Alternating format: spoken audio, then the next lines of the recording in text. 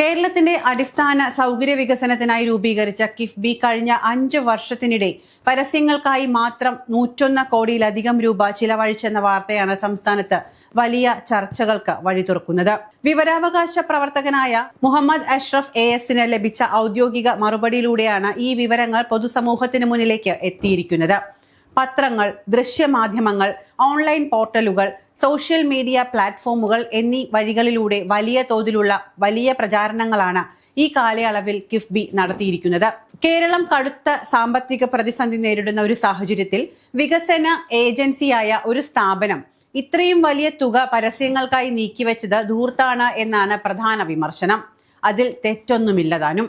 എന്നാൽ വിദേശ വിപണിയിൽ നിന്നും മറ്റ് ധനകാര്യ സ്ഥാപനങ്ങളിൽ നിന്നും ബോണ്ടുകൾ വഴിയും മറ്റും ഫണ്ട് സമാഹരിക്കുമ്പോൾ സ്ഥാപനത്തിന്റെ ബ്രാൻഡ് മൂല്യവും വിശ്വാസ്യതയും വർദ്ധിപ്പിക്കാൻ ഇത്തരം പ്രചാരണങ്ങൾ ആവശ്യമാണ് എന്നാണ് കിഫ്ബിയുടെ ഭാഗത്തു നിന്നുള്ള വിശദീകരണം. എങ്കിലും തെരഞ്ഞെടുപ്പ് വർഷങ്ങളിൽ ഈ പരസ്യ ചിലവുകൾ 10 ഇരട്ടിയോളം വർദ്ധിക്കുന്നുണ്ട് എന്നും അത് സർക്കാരിന്റെ രാഷ്ട്രീയ പ്രചാരണത്തിന് വേണ്ടിയാണ് ഉപയോഗിക്കുന്നത് എന്നും പ്രതിപക്ഷം ആരോപിക്കുന്നു. ധനകാര്യ വകുപ്പിലെ state public information officer May 13 പുറത്തുവിട്ട രേഖകൾ പ്രകാരം 101 കോടി 1,86,760.14 രൂപയാണ് ആകെ ചിലവഴിച്ചിരിക്കുന്നത്. ഓരോ വർഷവും പരസ്യങ്ങൾക്കായി ചിലവഴിച്ച തുകയിൽ വലിയ വ്യത്യാസങ്ങൾ കാണാം. 2021-22 സാമ്പത്തിക വർഷത്തിൽ 12 കോടി 38,31,048.86 രൂപയാണ് ചിലവായത്. 2022-23 കാലയളവിൽ ഇത് 7 കോടി 70,40,45,428.06 രൂപയായി മാറി. എന്നാൽ 2023-24 വർഷത്തിൽ പരസ്യ ചിലവിൽ വൻ വർധനവ് രേഖപ്പെടുത്തി. ഈ കാലയളവിൽ 28 കോടി 88,24,613.76 കോടി രൂപയാണ് ചിലവായത്. 5 വർഷത്തിനിടയിൽ ഏറ്റവും ഉയർന്ന തുക ചിലവഴിച്ചത് 2024-25 വർഷത്തിലാണ്. ആകെ 37 കോടി 51,01,278 രൂപയാണ് ഈ വർഷം ചിലവഴിച്ചത്. നടപ്പ് സാമ്പത്തിക വർഷമായ 2025-26 ഡിസംബർ മാസം മാത്രം വരെ 14 കോടി 53,84,411.46 കോടി രൂപ ചിലവഴിച്ചിട്ടുണ്ട്. ഈ പരസ്യ വിവാദങ്ങൾക്കിടയിലാണ് സംസ്ഥാന സർക്കാർ സംഘടിപ്പിച്ച കേരളീയം പരിപാടിയുടെ ഫണ്ട് വിനിയോഗത്തെക്കുറിച്ചുള്ള ആക്ഷേപങ്ങളും ഇതിന്റെ കൂടെ ചർച്ചയാകുന്നത്. കേരളീയം എന്ന ഇനത്തിലാണ് ഏറ്റവും വലിയ തുക ചിലവഴിച്ചിരിക്കുന്നത്. 24-25 വർഷത്തിൽ മാത്രം കേരളീയത്തിനായി 24 കോടി 66,26,529.48 രൂപ ചിലവഴിച്ചു. 2023-24 ഇതിന്റെ ചിലവ് 8 കോടി 23,58,071.06 രൂപയായിരുന്നു. കേരളത്തിന്റെ നേട്ടങ്ങളെ ആഗോളതലത്തിൽ ഉയർത്തിക്കാട്ടാൻ വേണ്ടി നടത്തിയ ഈ വൻകിട പരിപാടിക്കായി കോടിക്കണക്കിന് രൂപയാണ് സർക്കാർ ചിലവഴിച്ചത്.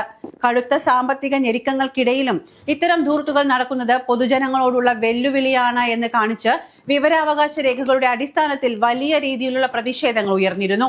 കേരളീയത്തിന്റെ നടത്തിപ്പിനായി വിവിധ സർക്കാർ വകുപ്പുകളുടെയും കിഫ്ബി ഉൾപ്പെടെയുള്ള പൊതുമേഖലാ സ്ഥാപനങ്ങളുടെയും ഫണ്ടുകൾ വകമാറ്റി ഉപയോഗിച്ചോ എന്ന ചോദ്യവും ഇതിനോടൊപ്പം ഉയരുന്നുണ്ട്. ചുരുക്കത്തിൽ കിഫ്ബിയുടെ 101 കോടി രൂപയുടെ പരസ്യ ചെലവും കേരളീയം പോലുള്ള വിപുലമായ പരിപാടികൾക്കായി കോടികൾ ഒഴുക്കിയതും സംസ്ഥാനത്തിന്റെ സാമ്പത്തിക മുൻഗണനകളെ കുറിച്ചിട്ടുള്ള വലിയൊരു സംവാദത്തിനാണ് വഴി തുറന്നിരിക്കുന്നത്. പ്രധാന പത്രങ്ങൾക്കും ദൃശ്യ ശ്രവ്യ മാധ്യമങ്ങൾക്കും വലിയ തുകകൾ പരസ്യത്തിനായി നൽകിയിട്ടുണ്ട്. 2021-22 വർഷത്തിൽ മാതൃഭൂമിക്ക് 1 കോടി 84,53,011 രൂപയും മലയാള മനോരമയ്ക്ക് 38,37,006 രൂപയും നൽകി. The Hindu, times of India തുടങ്ങിയ ദേശീയ പത്രങ്ങൾക്കും ലക്ഷക്കണക്കിന് രൂപ ഓരോ വർഷവും നൽകിയിട്ടുണ്ട്. അതിൽ കിഫ്ബി നേരിട്ടോ അല്ലാതെയോ ചിലവഴിച്ച തുകകളാണ് ഉൾപ്പെടുന്നത്. നേരത്തെ PRD മുഖാന്തരം 203 കോടി രൂപയും ടൂറിസം വകുപ്പിന് 152 കോടി രൂപയും പരസ്യങ്ങൾക്കായി ചിലവഴിച്ച വിവരങ്ങൾ പുറത്തു വന്നിരുന്നു. ഇതിന് പിന്നാലെയാണ് കിഫ്ബിയുടെ ചിലവ് വിവരങ്ങളും ഇപ്പോൾ പുറത്തുവരുന്നത്.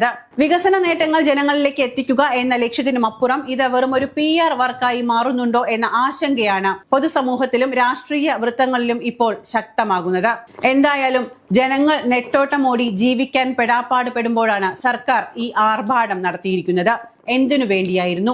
ഈ ഒരു തെരഞ്ഞെടുപ്പിനെ എത്ര ഭംഗിയായി നേരിടാം എന്ന വിചാരത്തിലാണ് സർക്കാർ ഇതൊക്കെ കാട്ടിക്കൂട്ടിയത്. പക്ഷേ സത്യം മറനീക്കി പുറത്തു വരുമെന്ന് പറഞ്ഞതുപോലെയാണ് സർക്കാരിന്റെ ഭരണം ഭരണവിരുദ്ധ വികാരത്തിൽ നഷ്ടമായിരിക്കുന്നത്. ഇനിയും ഒരുപാട് കള്ളത്തരങ്ങളും കണക്കുകളും പുറത്തു വരാനുണ്ട് എന്ന സത്യം ബാക്കി നിൽക്കുകയാണ്.